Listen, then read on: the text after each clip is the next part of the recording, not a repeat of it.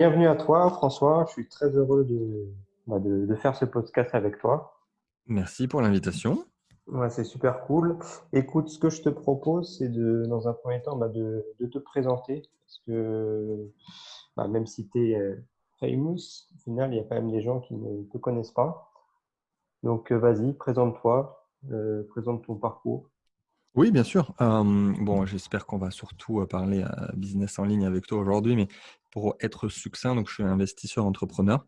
Au niveau business, je viens plus du monde des startups et après j'ai, testé beaucoup de choses aussi sur le digital. Donc globalement, je j'ai une grosse appétence sur startup et business en ligne digital web.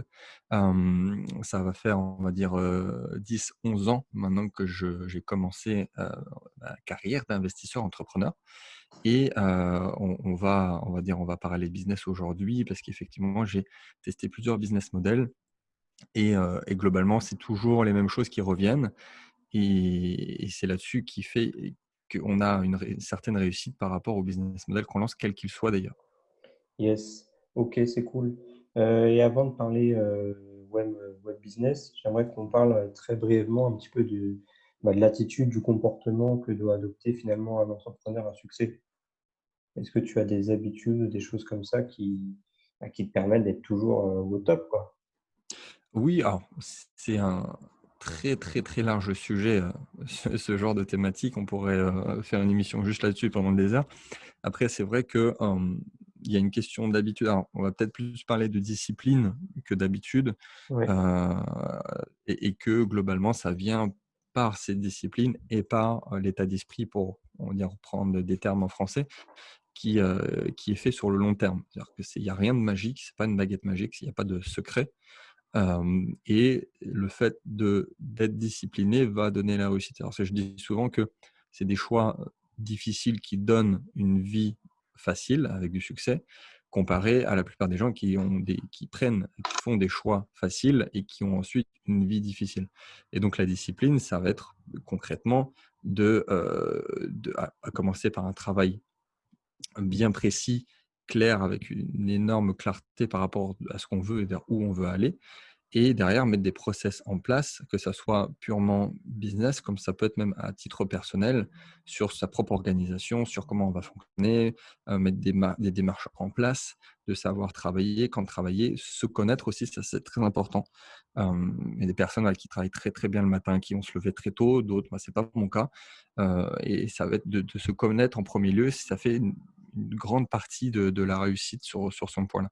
Donc effectivement, habitude, discipline, on va dire, travail et une petite pointe, il ne faut pas oublier de courage, parce que c'est bien beau de tout savoir de comment il faut faire.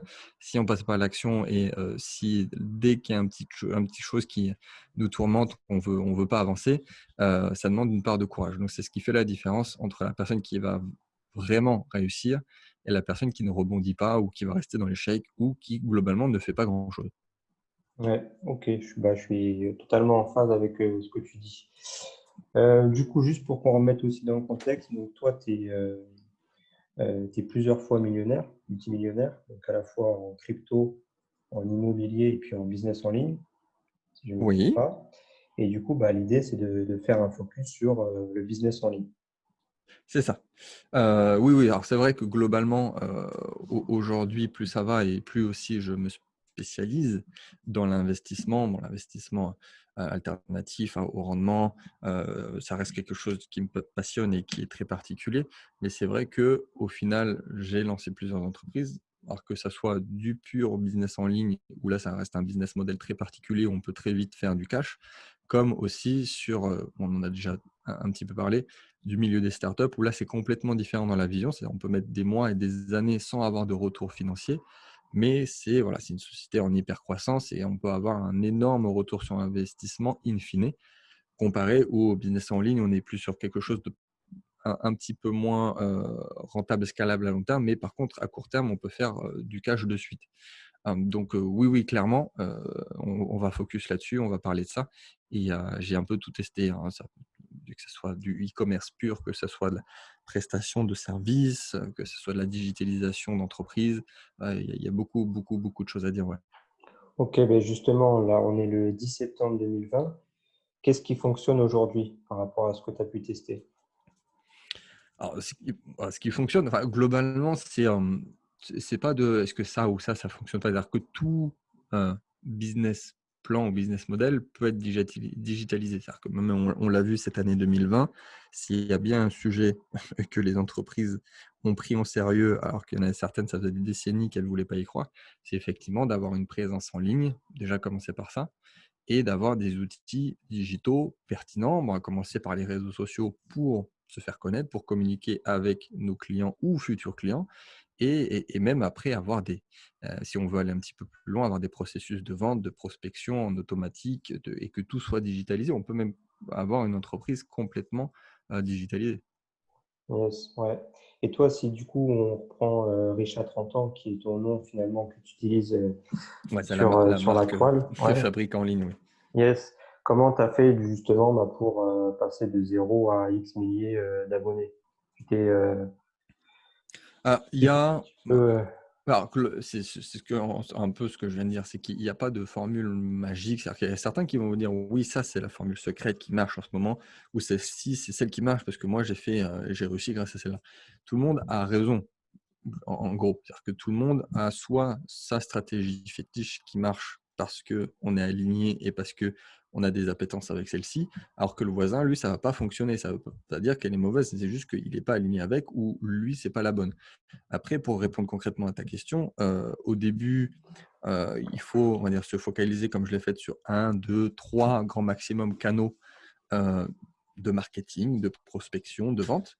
Et quand ça fonctionne, alors déjà, établir celles qui fonctionnent moins, scaler celles qui fonctionnent très bien, et ensuite en rajouter au fur et à mesure pour vraiment avoir tous les canaux possibles sur le web, qui va faire que ça va amener des gens, qu'on va se faire connaître, qu'on va créer du contenu. Donc, il y a beaucoup de choses à dire. Ça va commencer, ça peut être de la pub, ça peut être du content marketing, comme on appelle ça, c'est-à-dire créer de la valeur, du contenu, que ce soit vidéo, écrit, que ce soit sur des plateformes que tout le monde connaît, ça soit peut être du mailing. On apporte de la valeur, ça s'appelle du marketing de contenu. Ça peut être des tunnels de vente, ça peut être, enfin, il y a énormément de choses. On peut tout avoir ultimement, mais de bien se focaliser au début sur ce qu'on préfère et ce qui fonctionne pour nous. Yes. Et justement, tu as dit effectivement qu'il y avait beaucoup, beaucoup de choses possibles et imaginables.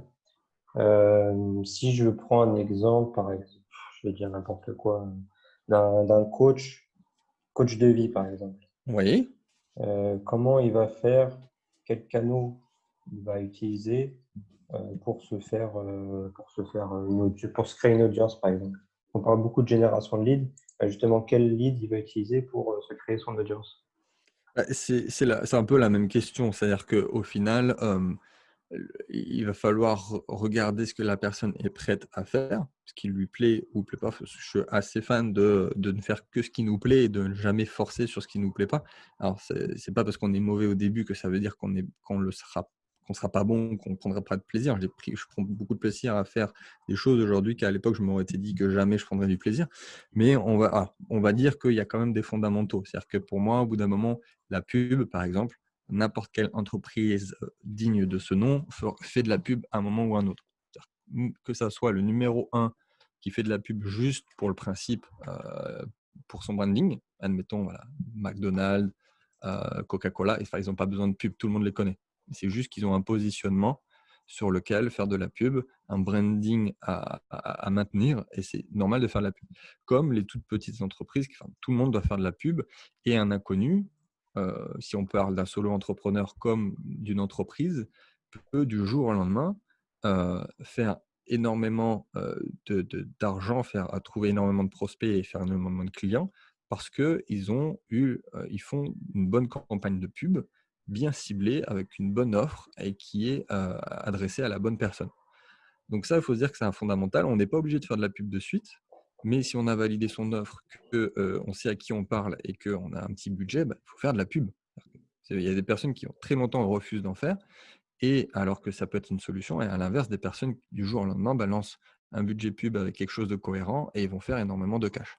Après, en plus de la pub, bon, normalement, il y a les réseaux sociaux qui est un prérequis et d'apporter une certaine valeur. Alors là, on va dire que c'est plus à la fois pour le long terme garder une certaine proximité avec les clients qui sont déjà clients et essayer d'apporter de la valeur aux prospects et aux futurs clients.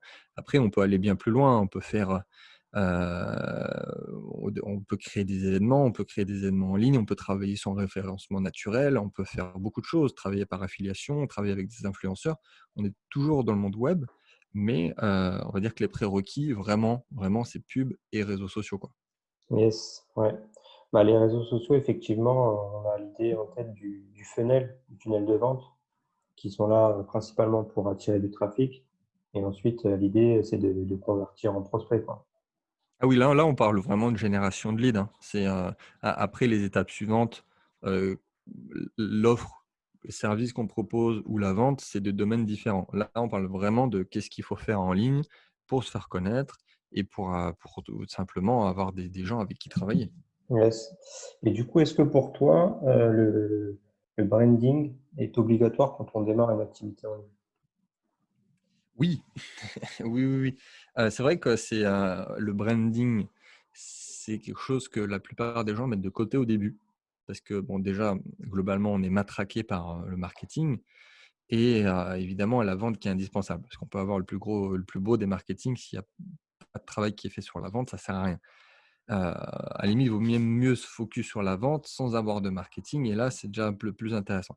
Le branding, c'est souvent mis dans un second temps parce qu'on va dire ce qui est un peu logique normalement psychologiquement, c'est-à-dire qu'on va d'abord mettre des process, on va d'abord vendre et après on va retravailler le branding. Mais c'est plus compliqué que si on avait déjà travaillé sur le branding dès le début.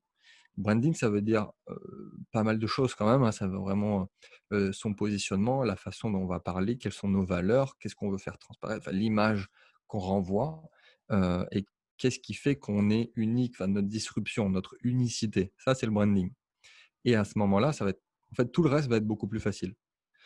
Tout le reste va être beaucoup plus facile et les gens vont rester pour le branding, ils vont pas rester pour le marketing, ou la vente. Donc c'est ultra important et c'est un tout. C'est-à-dire qu'à ce moment-là, quand il y a un branding qui est fort, qu'il y a une marque qui est forte, c'est ce qui fait la différence avec tout le reste.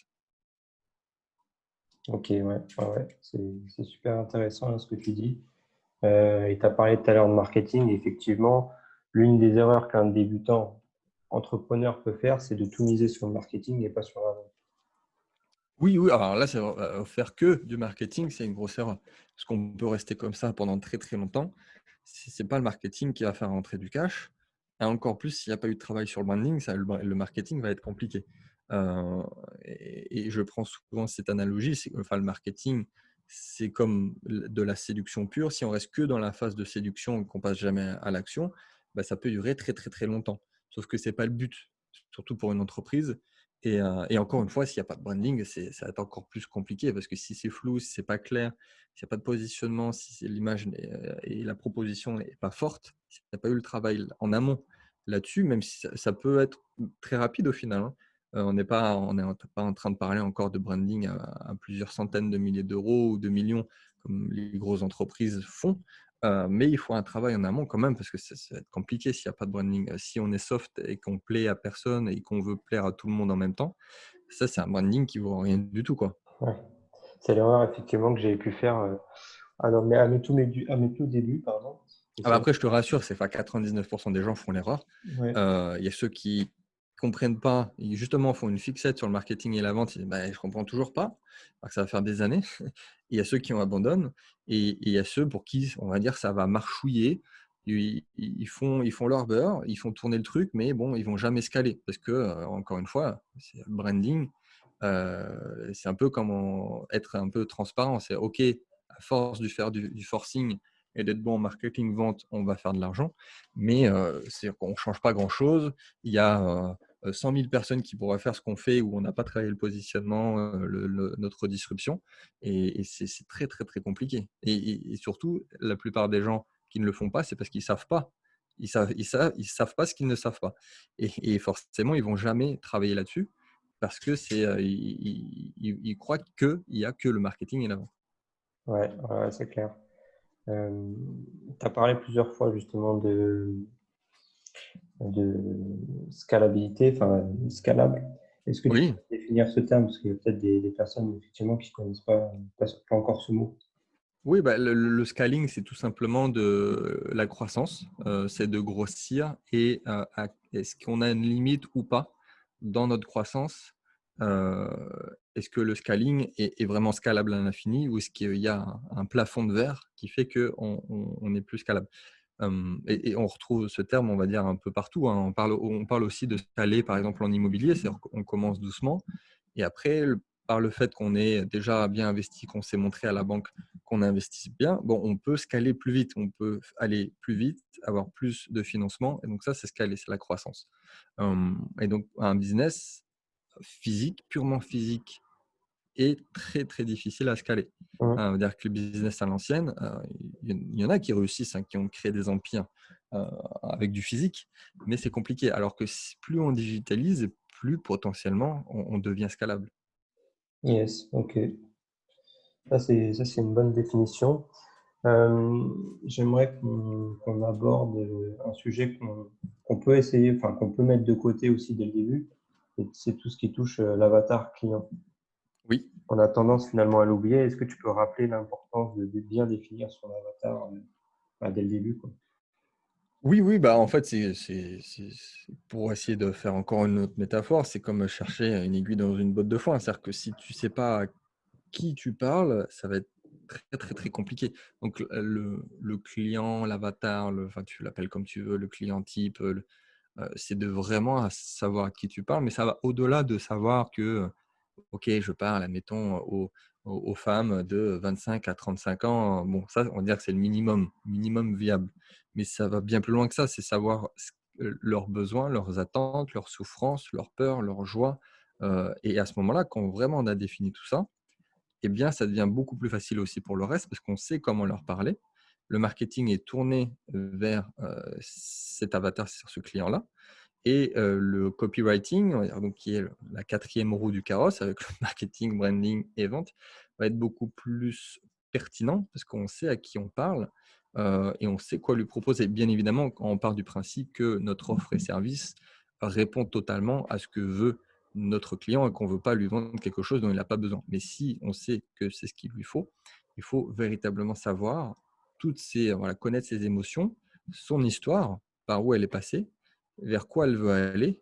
Et à ce moment-là, mais quel que soit ce qu'on vend d'ailleurs, hein, qu'on vende quelque chose, qu'on vende son savoir ou qu'on vende un produit physique, qu'on vende un Thermomix, il faut savoir exactement c'est pourquoi la personne va acheter. Parce qu'on n'achète pas un produit en service, on achète le résultat de ce que Une ça va produire. transformation, ouais. Ouais, on vend une transformation, on ne vend pas du temps passé avec quelqu'un, on ne vend pas un objet. Parce que si tu vends l'objet, bah, ça ne vaut pas grand-chose en tant que tel, hein, si ça ne sert à rien. Tu vends vraiment un résultat, une transformation, quelque chose qui va être produit, une émotion, parce on reste des animaux qui ont besoin et qui achètent en fonction de l'émotion et très, très, très, très peu en fonction de l'intellect. Ouais, ouais, ouais. Et justement, là, dans ta réponse, tu as parlé un petit peu de copywriting. Euh, c'est vraiment un élément phare justement pour réussir à persuader des prospects en clients, quoi. À transformer plutôt des prospects en clients. Et C'est toi, c'est ça, vrai que tu on se rapproche de la vente avec le copywriting. Mais c'est ça, donc tu imagines bien que si déjà, c'est comme écrire une lettre à quelqu'un, mais tu sais pas à qui tu l'écris. C'est un peu tendu. Tu sais même pas comment il s'appelle, tu sais même pas quoi lui raconter. Pourquoi d'ailleurs tu lui envoies cette lettre? Bah, c'est un peu pareil. Donc s'il n'y a pas ce travail qui est fait, quelle que soit l'entreprise, encore une fois, et c'est indispensable de faire ce travail. ouais. Et du coup, effectivement, le copywriting, c'est l'art d'utiliser les mots pour émettre des émotions. Oui, c'est un peu ça. C'est l'art de vendre par l'émotionnel. Souvent, on parle de l'écrit, parce que bon, même si on peut faire du copywriting, mettons à l'oral ou si on veut vendre en face à face, mais c'est très, très souvent à l'écrit. Donc, c'est de la vente subtile, c'est pas de la vente directe. C'est indispensable de savoir à qui on parle. C'est très compliqué le travail de copywriting si on ne sait pas à qui on parle. Donc, ça peut, c'est un domaine d'expertise très particulier. Ça peut prendre des années avant d'être très, très, très bon en copywriting.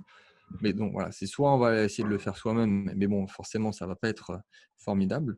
soit on fait appel à quelqu'un qui est spécialiste dans le copywriting. Et là, très, très vite, de toute façon, copywriter, c'est un des métiers euh, où pour le travail, on peut être rémunéré de façon extraordinaire. C'est-à-dire qu'une page de vente, ça peut être tarifé à 10 000, 50 000, 100 000 euros, voire bien plus, juste pour, j'allais dire quelques mots. Souvent, c'est assez long quand même. Mais pour une page de vente, où tu imagines bien aussi que les grandes entreprises, ils ont des personnes comme ça qui travaillent sur la psychologie et l'écriture et de faire retranscrire le message, la vision et de vendre indirectement par les mots. Donc, le copywriting, ils t'arrivent pas ça à 500 euros, toi. Ouais, ouais, c'est vraiment un art et une spécialité qui est Bah, vraiment quelqu'un qui est recherchée, bon en quoi. copywriting, on va dire qu'il y a vraiment deux domaines. C'est un copywriter et un vendeur, on va dire, sur scène. Quelqu'un qui est très, très bon aussi sur scène, qui réussit à vendre sur scène, il aura du travail jusqu'à la fin de ses jours. Parce qu'il peut vendre tout à n'importe qui, du moment qu'il va maîtriser ce qu'on vient de dire.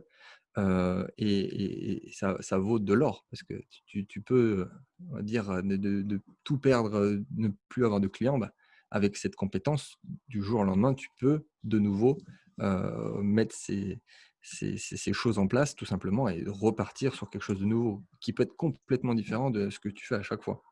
Ouais, ouais, ouais. Ok. Ça, c'est cool. Si je reprends un petit peu bah, ton parcours, c'est vrai que c'est allé assez vite. Par contre, tu as dû faire face pardon, à des obstacles ou à des clients, on va dire, réticents. Est-ce que tu peux nous parler un petit peu des objections que tu as pu avoir et comment tu as fait finalement pour les écarter ou les contourner? Parce que Alors, c'est quelque de chose qui quelle revient souvent. objection tu veux parler du coup par rapport à quoi?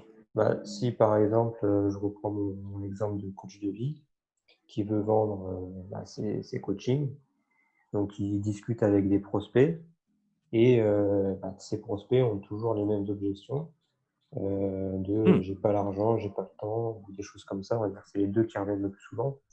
Oui, Euh, oui, ah, ok, je vois ce que tu veux dire.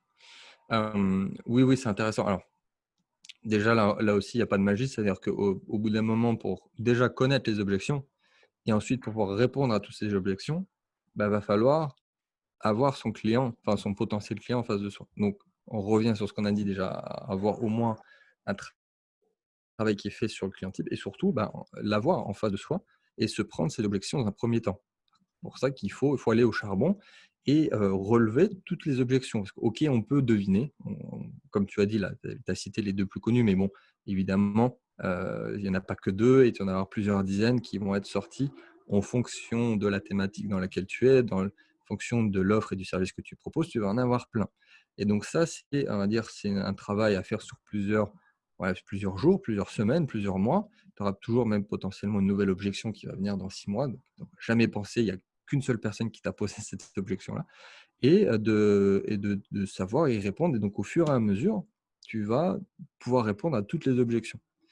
Et ça vient uniquement parce que tu as fait X calls, tu as eu X personnes en face de toi à laquelle tu as discuté, même en face à face des fois. Et par contre, après qu'on soit d'accord, à 95% des objections, c'est pas vrai. C'est ce du qu'on appelle du bullshit. bullshit. C'est la personne, elle est sur la défensive, à commencer par j'ai pas de temps et j'ai pas d'argent. Les deux fameuses, c'est pas vrai. Alors, j'ai pas le temps, ça c'est n'importe quoi. On a tous le temps, quand on trouve toujours le temps pour ce qu'on veut vraiment. C'est-à-dire que la personne, elle n'est pas vraiment intéressée ou alors elle te dit oui pour te faire plaisir, mais elle sait très bien en fait qu'elle te dit non en même temps. Donc, ce n'est pas des vraies objections. Et le j'ai pas d'argent aussi. C'est-à-dire que même à la limite, quelqu'un qui a zéro sur son compte en banque, s'il veut vraiment quelque chose, il trouvera le moyen pour l'avoir. Non, mais véritablement. Alors, si ce n'est pas le cas, s'il a zéro sur son compte en banque et qu'il ne le veut pas vraiment, mais qu'il te dit ça, c'est que ce n'est pas un bon prospect. C'est que ce n'est pas un bon client et que ce ne sera pas un bon client indirectement. Mais que dans tous les cas, si la personne veut ce que tu proposes, elle trouvera le moyen.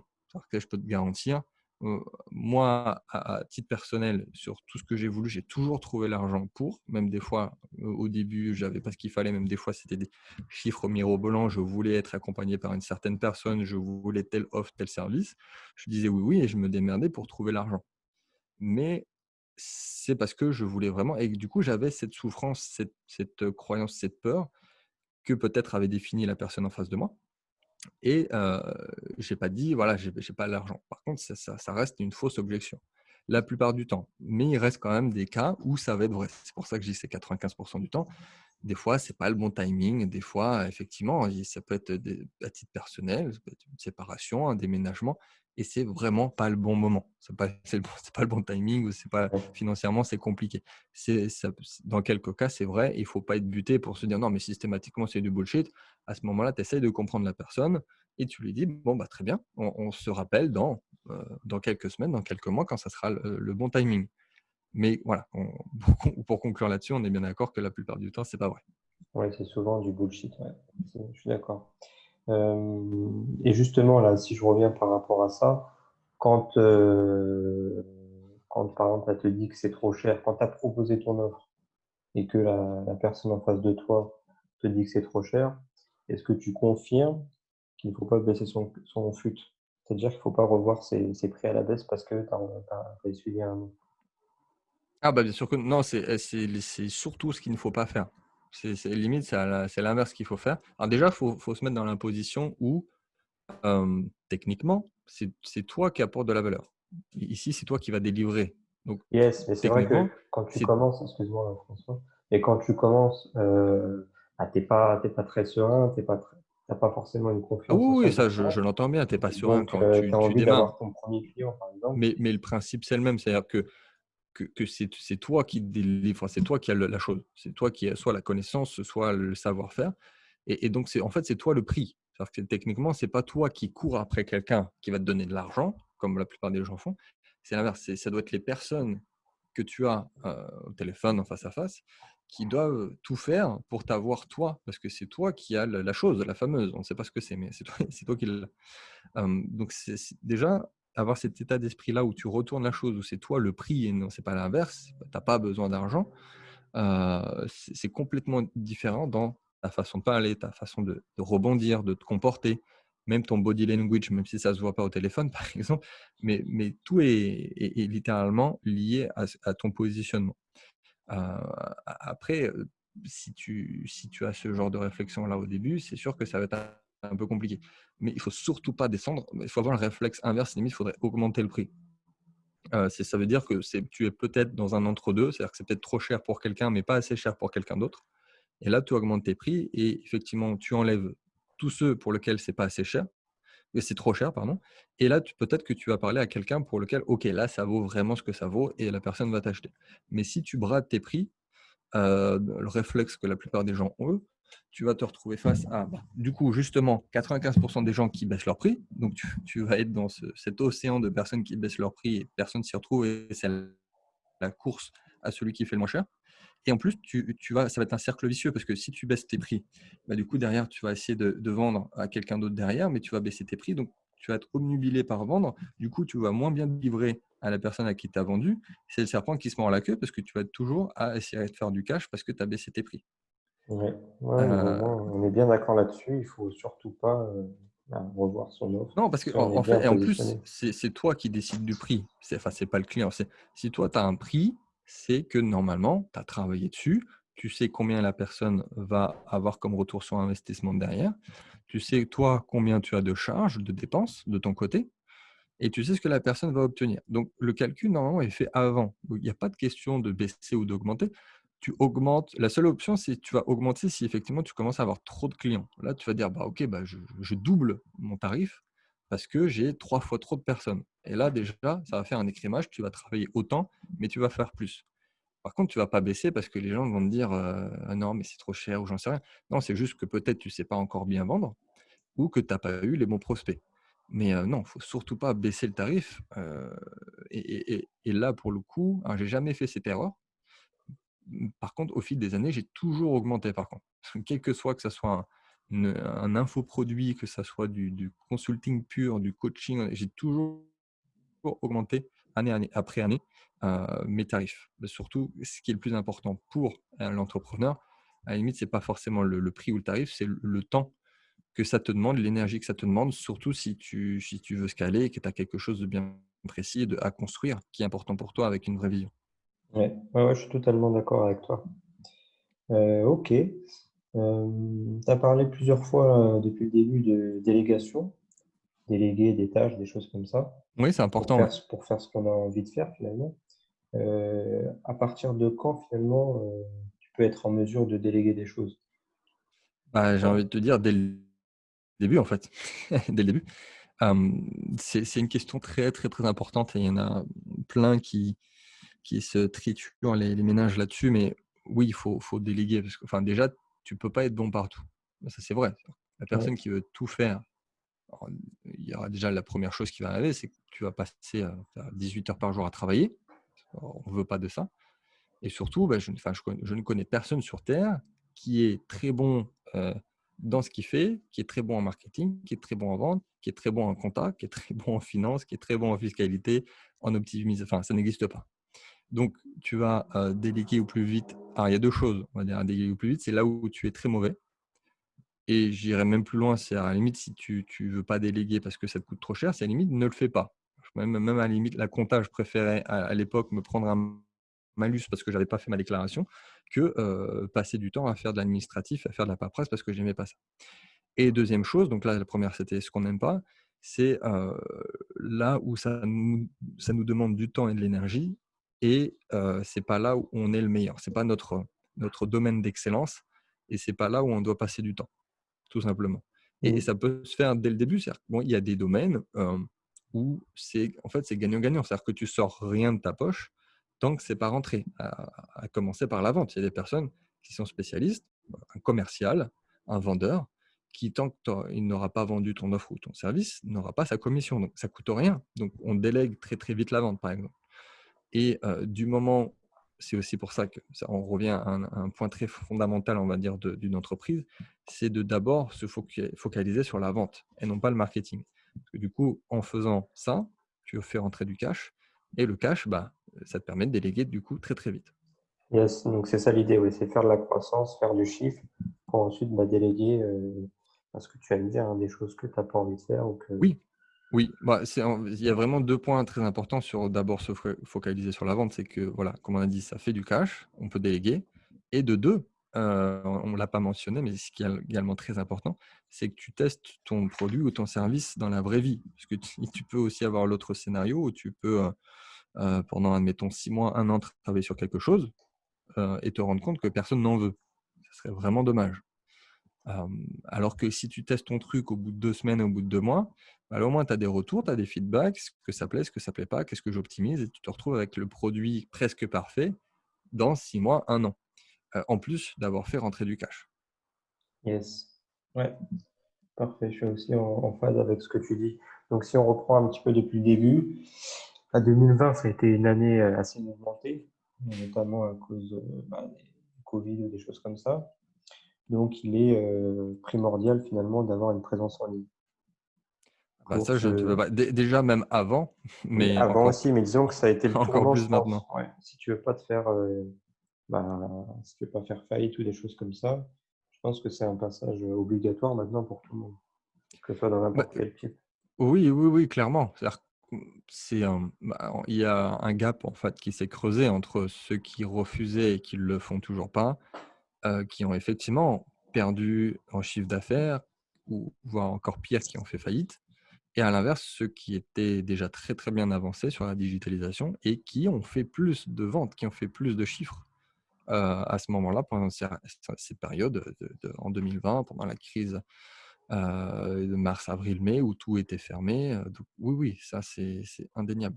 Mm. Yes. Et du coup, toi, par rapport à ton parcours et tes expériences précédentes, quels conseils tu pourrais donner pour justement un web entrepreneur qui se lance là? Tu veux Quels combien de seraient, conseils? allez, on va dire trois conseils principaux et ou à l'inverse, les trois erreurs à surtout pas faire quand on Non, bah, après débute. dans ce cas, on va dire, on va refaire une sorte de conclusion de ce qu'on a dit. Donc la première chose, c'est de vraiment focaliser sur la vente, en premier lieu, pour faire entrer du chiffre et pour tester son offre et son service. Et non pas s'enfermer comme 95 des gens qui, passent leur temps à faire des belles photos sur Instagram en se disant que peut-être par magie, un client va tomber du ciel et on les retrouve 12 mois après, ils ont toujours fait zéro de chiffre d'affaires. Voilà, c'est pas le marketing qui fait avancer les choses et qui fait rentrer de l'argent sur le compte en banque. Donc on oublie, enfin on n'oublie pas, mais on va dire on passe 80% de son temps sur la vente, 20% sur le marketing et plus ça va avancer, plus on va dire on va se focus sur, du marketing et on va délaisser un petit peu la vente parce que ça tourne déjà très, très bien et on va optimiser le marketing. Donc ça, c'était pour le 1er conseil. Deuxième conseil, c'est, effectivement de très, très, très, très bien connaître son client. Parce qu'on va peut-être se dire: «Bah, je ne sais pas vendre, je ne sais pas faire de marketing, je ne sais pas». En fait, c'est tout simplement parce qu'on ne sait pas à qui on parle. Et 3e point, le branding. La boucle est bouclée. On reparle du branding. C'est tout simplement d'avoir un positionnement clair, enfin, un positionnement fort et un positionnement clair. Alors, OK, on ne va pas plaire à tout le monde, mais c'est le but. Parce que si on veut plaire à tout le monde, il n'y a personne qui va venir. Par contre, oui, si on a quelque chose de fort, on va avoir des gens qui vont ne pas nous aimer. On peut appeler ça des haters. Et à l'inverse, on va avoir des gens qui vont nous adorer. Et c'est ce qu'on veut. On veut avoir des ultra fans. Regarde les très très grandes marques. On veut les fans d'Apple, hein, mais ils ont aussi les détracteurs d'Apple. Mais si tu n'es pas prêt à avoir des détracteurs, tu n'es pas prêt non plus à avoir des fans et tu n'es pas prêt à avoir des clients. Ouais, ok. Est-ce que tu peux comment dire, est-ce que tu peux me briser certains mythes qu'on a sur le business en ligne? Comme quoi il n'est pas possible de faire de l'argent rapidement, des choses comme ça. Bah, après, le mythe, des fois, tu entends tout et son contraire. Donc, si. Bah, si En fait, on prend ton exemple, toi, tu avais quand même il y a 5 ans, tu étais peut-être inconnu sur Internet. Il y oui, a 4 ans, je en sais fait, pas. c'est un processus. Alors, c'est juste que ça peut aller très vite. Alors, là où c'est très important, effectivement, ça peut aller très vite, mais il ne faut pas faire une fixette justement sur aller vite. C'est-à-dire que c'est un peu contre-intuitif. C'est vrai, ça peut aller très, très vite. On peut citer plein d'exemples. Mais c'est pas aussi, on va pas regarder quelqu'un qui a été vite en se disant: «Putain, il a été vite», et au bout de 3 mois se dire: «Bah, j'ai toujours pas de résultat, c'est pas bien». La plupart du temps, c'est un peu un iceberg. C'est-à-dire qu'on voit pas quand la personne a vraiment commencé, on voit pas ce qu'elle a mis en place avant et on voit que la réussite et on voit que le haut de l'iceberg. Donc de ne pas s'enfermer dans, voilà, c'est la théorie de l'iceberg du mentor. On va se dire, il a été vite apparemment, il a fait que des réussites et se dire: «Ah bah, putain, moi j'arrive pas». Alors oui, on peut aller très, très vite et c'est, tout simplement ta vision et ton cerveau qui va le décider. C'est-à-dire que si tu as, admettons, tu veux viser 100 000 € en 1 an et la personne à côté, elle va viser: «OK, je vais faire 100 000 € en 3 ans», les 2 ont raison. C'est-à-dire que tu vas conditionner ton cerveau à le faire. Bien sûr, en passant à l'action et en faisant pas de bêtises, parce que sinon ça ne marche pas. Mais dans les 2 cas, c'est possible. Même si tu veux faire 100 000 € en 3 mois, c'est possible aussi. Donc oui, ça peut être rapide, mais ne pas faire une fixette là-dessus, parce que là, tu vas te perdre complètement et tu dis: «Ah ça y est, je suis un loser, j'y arrive pas et les autres y arrivent et pas moi». Ouais, d'où l'importance d'avoir des objectifs clairs et des plans d'action sur 3 mois, généralement, c'est ce qu'on préconise. Oui, alors voilà, après globalement, pour ajouter quelque chose, faut essayer de systématiquement se recentrer sur la valeur que tu apportes, en fait, au client. Parce que j'ai fait une émission il n'y a pas longtemps sur ma chaîne aussi de podcast où j'expliquais que l'erreur numéro 1, c'est justement quand les gens se lancent, ils font une fixette sur l'argent. Ce qui est pas mal en tant que tel, mais si tu fais une fixette sur l'argent, c'est justement le bon moyen pour te limiter et à prendre des mauvaises décisions court terme qui vont, OK, te faire gagner de l'argent, mais c'est pas du tout les bonnes décisions qu'il faut prendre pour le long terme. Alors que si tu te focuses, non pas sur l'argent que tu vas faire à court terme, mais sur vraiment quelque chose de cohérent, quoi, sur une vision long terme pour ton entreprise et sur la valeur que tu apportes à tes clients, et ben, indirectement, l'argent va venir beaucoup plus rapidement et surtout de plus gros volume. Et c'est là-dessus qu'il faut revenir systématiquement, quoi. C'est ce que tu apportes. Ne pas hésiter à optimiser les offres, les services, à revenir, à avoir les feedbacks clients et vraiment satisfaire. Voilà, c'est basé sur la satisfaction client, quoi. Ouais. D'où le fait, comme tu dis, d'avoir un bon rapport avec l'argent, quoi. Oui, alors, bah, ça c'est Effectivement, sûr. Là, on repart sur un autre sujet. Il y a pas mal de personnes aussi qui ont des blocages vis-à-vis de l'argent. Mais Euh, mais ouais, il y aurait tellement de choses à dire. Après, oui, si tu as besoin de signer un client pour payer ton loyer à la fin du mois, ça va être compliqué. Le rapport que tu vas avoir aux gens au téléphone pour essayer de vendre quelque chose, tu ne seras pas du tout dans le bon mood. Et, et c'est vrai, psychologiquement, je l'ai déjà dit aussi dans une interview, j'ai jamais fait autant d'argent le jour où j'ai plus eu besoin d'argent. C'est c'est C'est malheureux, oui et non. puissant, ouais. C'est qu'il faut se détacher complètement de ce que ça représente. Et c'est vrai que le jour où j'ai suffisamment 10 fois plus que ce que j'avais besoin pour vivre, alors ça dépend des gens. Il y en a, ça va être une certaine somme, ça va être 10 fois plus. Mais c'est le jour-là, ok, où tu fais beaucoup plus d'argent parce que tu cherches pas tu cherches pas la vente, tu cherches pas à encaisser à la fin du mois pour pouvoir payer ce que tu dois faire.